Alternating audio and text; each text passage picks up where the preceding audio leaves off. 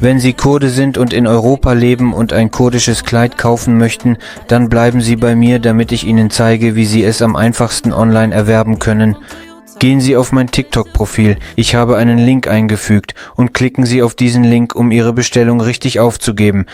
Unsere kurdischen Kleider sind wirklich unser Symbol und sie haben eine sehr schöne Geschichte, besondere Zeremonien und vielleicht sind diese Kleider sogar 1000 oder 2000 Jahre alt. Es hat eine Geschichte.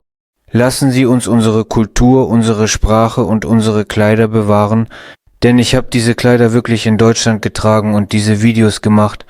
Alle Deutschen sind gekommen und haben mit mir Fotos gemacht und sie haben diese Kleider so sehr geliebt, dass es einfach unglaublich ist. Das ist auch unsere Flagge und unser Leben. Ich liebe euch sehr.